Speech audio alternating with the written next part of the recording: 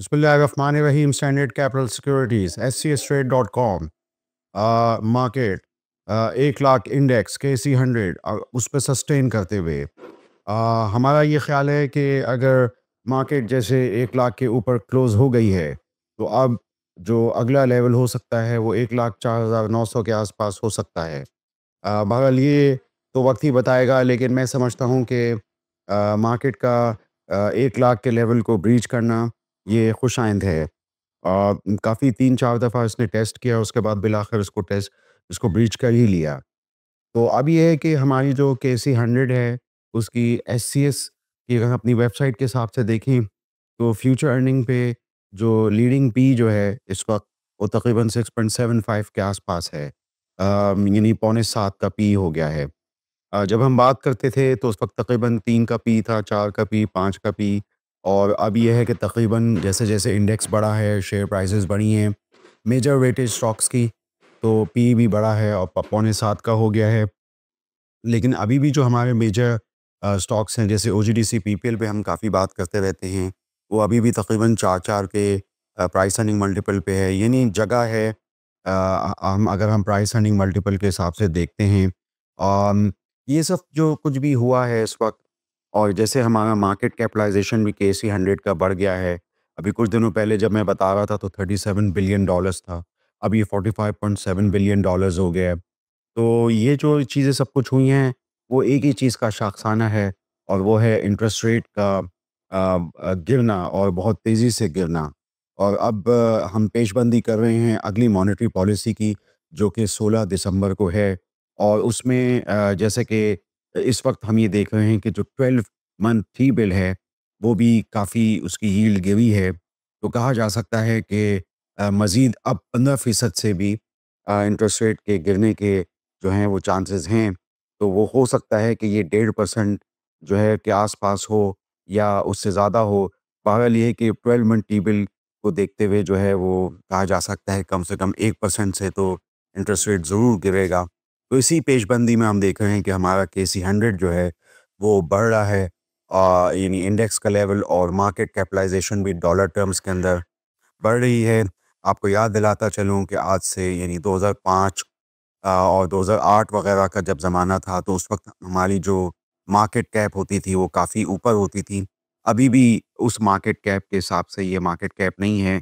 हाँ, एक चीज़ है ज़रूर कि उस वक़्त PKR डॉलर जो पैरिटी थी, वो बहुत कम थी। जहाँ तक मुझे याद पड़ता है वो 55 और उसके बाद फिर 68 तक थी। तो अब ये है कि ज़ाहिर बात है, आप जानते हैं कि रूपी डॉलर पैरिटी जो है वो 277.7 के आसपास है। तो इस वजह से ये है कि हमारा मार्केट कैप यूँ कम है। तो ये मुझे बात करनी थी।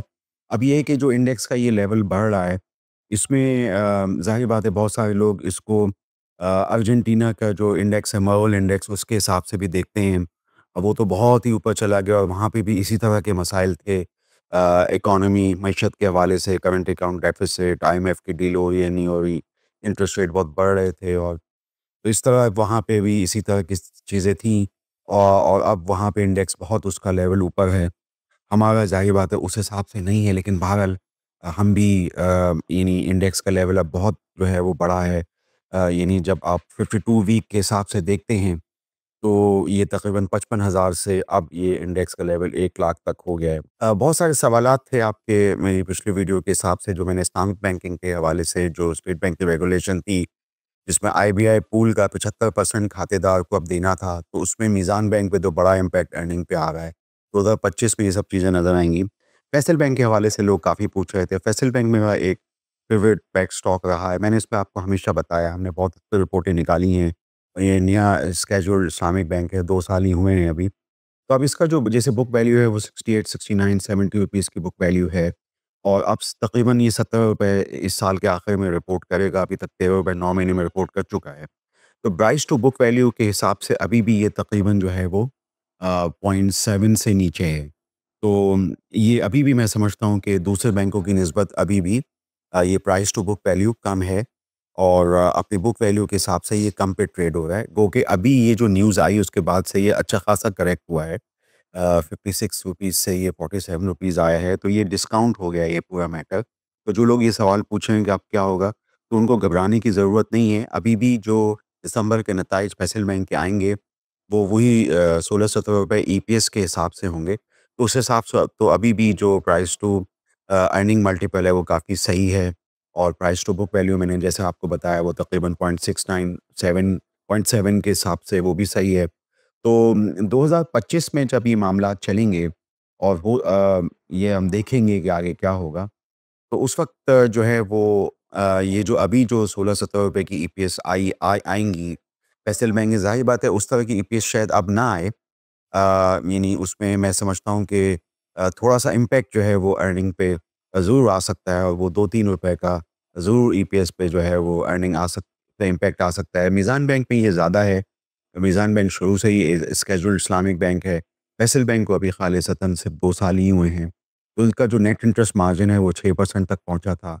एक ज़माने में बड़ा कम था और ये चीज़ जो है वो थोड़ी-सी यहाँ पे हर्ट हो सकती है।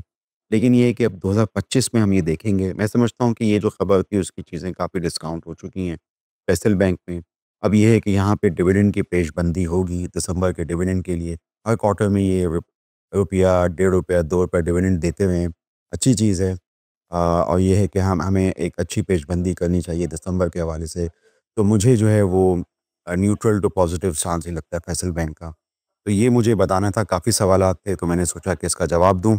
आप स्टैंडर्ड कैपिटल सिक्योरिटीज़ के चैनल को सब्सक्राइब कीजिए और हमारे मारूज़ात पे गौर कीजिए। आपका शुक्रिया। For more details, call us today at 111-111-721. Open an account with Standard Capital Securities. Start investing in your financial future. Talk to our experts and get access to exclusive market research and much more.